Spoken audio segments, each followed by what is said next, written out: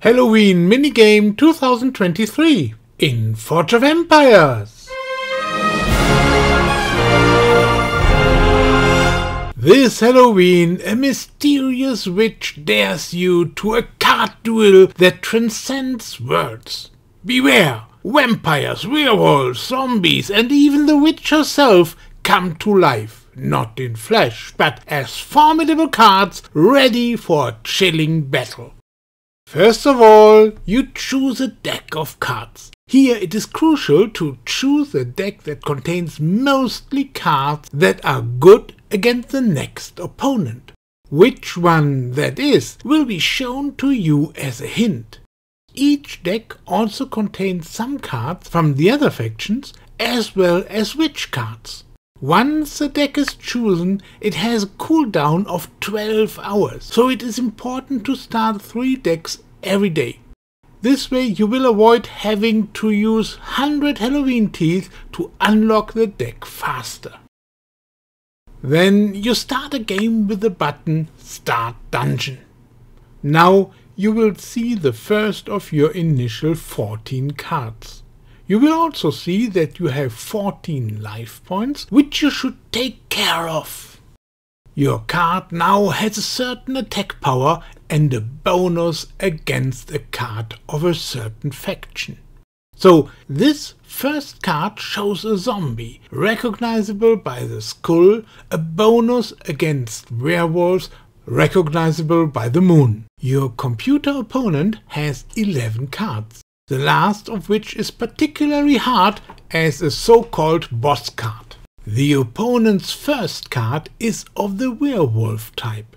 This is a very good match in this case, since your card, in this example, has exactly the right bonus. However, this does not have to be the case. If you have a card type that exactly matches the opponent's bonus, use 5 Halloween teeth to reveal and use another card instead. The first change of the card costs 5 Halloween teeth. The next change already 20 Halloween teeth. First tip, always change the card when your opponent has a bonus against this card. To win, you must defeat all 11 enemy cards, but each battle also leaves damage to your deck. If the life points of your deck drop to 0, then you have lost. Therefore, you must pay close attention to your life points before each turn. In this example, the enemy card has a damage range of 1 to 3. It also has a bonus against vampires, indicated by the blood drop. Since you are using a zombie card yourself, the enemy bonus will not apply. Therefore, only the specified damage range of 1 to 3 counts, which means that you will be able to take a maximum of 3 damage on your next turn. Since your deck still has 14 life points, you would still have 11 life points after your next turn. With this, everything is in the green zone and you are ready for the next turn. Second tip, before each turn, check if you have enough health points left. Now, when you click the fight button, you inflict the base damage plus any bonus damage to your opponent. In this case, the base damage is 4 to 6 points plus the bonus damage of 3 points, since the opponent's card belongs to the faction against which your card has a special bonus. So with this card you can expect to inflict 7 to 9 points of damage to the opponent's card. Since the opponent's card has only 1 life point, this move will definitely defeat it. The card used here is actually way too good, and you could have exchanged it for a worse card for 5 Halloween teeth to still keep that better card for later. The battle causes you to lose 2 life points and the card you used is out of the game. You now have 13 cards left. For this completed battle you get a key and blueprints. Your opponent's card had only 1 life point. Of course, it has lost this life point and is therefore removed from the game.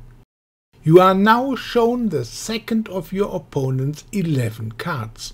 With the first cards, the strength increases from card to card. Accordingly, this second card now has 2 life points. You briefly check that you have enough health points for the fight and press the fight button again. After the second battle, you still have 12 life points, gain 3 keys and 20 forge points, and your opponent's card is removed from the game. At the third card, we simply use the possibility to change the card against payment of 5 Halloween teeth. After this change, we get 3 cards to choose from. Choose one of these 3 cards and fight. We are lucky, and the third card of the opponent was also eliminated. After 3 cards are played, we reach a special situation in this game. You now have the opportunity to get 1 to 3 additional, very advantageous cards. The first card is free. You always take it. The second card costs 50 Halloween teeth. I recommend that you always take this one as well. The third card costs 100 Halloween teeth, and I recommend to take only 2 cards at a time. Third tip, always take 2 of the bonus cards. But which of the 3 cards should you choose? Fourth tip, never choose the card that only heals.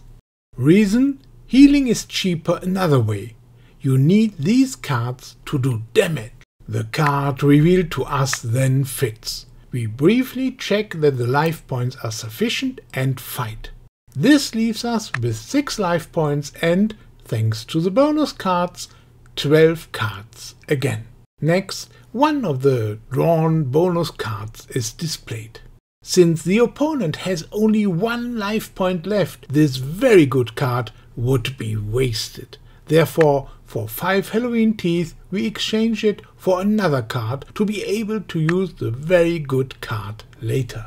Now we get 3 cards to choose from. We take the worst of these 3 cards, as it is enough to remove the opponent's card from the game. As a reward, we get a key and 50 pieces of a good. Now we have 11 cards left, and the opponent uses his 5th card. As you can see, this opponent's card has 6 life points by now. This will also be the level of the following cards. Only the last card, the boss card, is much harder. The opponent's card could do up to 4 points of damage, even without a bonus damage. We have only 4 life points left. Thus, the battle could be lost with the next turn. To prevent this, we should definitely heal the lost life points. Healing 10 life points costs 85 Halloween teeth and is the most cost-efficient healing in the game. Next, we are shown a card against which the opponent, unfortunately, has a bonus. Therefore, it is recommended to follow the first tip and exchange the card against payment of 5 Halloween teeth. Since the opponent's card has a full 6 life points, it's good to be able to halve that now with the card offered. This doesn't take the opponent's card out of the game, but it puts us in a good starting position. Our next card is very weak.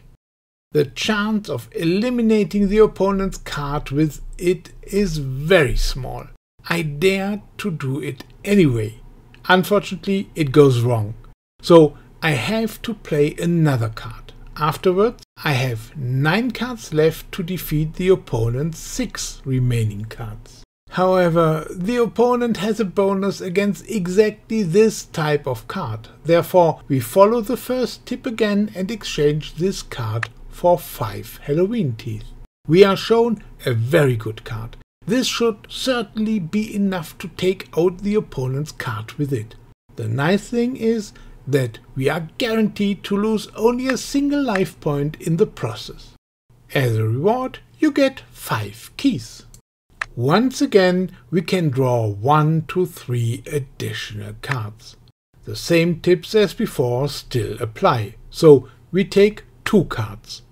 we leave out the card that only heals. So we have 10 cards again. The next card offered is not ideal, but it has the potential to take at least half of the opponent's life points. While the goal should be to defeat the first cards of each game using a single card of your own, you must always use 2 cards of your own against the cards with 6 life points. We still have 9 of the original 14 cards. Due to the very good bonus cards received every now and then, this should work out in the end. The next card happens to be identical to the opponent's card. It should be enough to defeat this enemy card since it only has 3 life points left. You will be rewarded with a key and 30 forge points. We continue the fight according to the same principle. We are sparing with our own cards, because if we have not defeated the boss after playing the last card, the battle would be lost for us. In addition, we must always pay attention to the life points, which must never fall to 0, even in the most unfortunate cost. In the end, we have 3 cards left against the opponent's boss card. With so few cards left, swapping doesn't really help anymore, because eventually we will have to use all our remaining cards against this boss card anyway. Always heal enough and use card by card against the boss. Fortunately, we still have 1 of the purchased bonus cards left at the end, which is certainly enough to defeat the boss card. There is a special prize and various keys for defeating the boss. If you manage to have more cards left at the end, you will receive additional keys as a reward. With the keys, you then buy at least 1 box every day, because the final first box is doubled. You should not miss this. 5th tip, open at least 1 box every day. Keys and boxes will advance you on your way to the grand prizes, and that's how you'll get the event building that I introduced in the first event video. Good luck!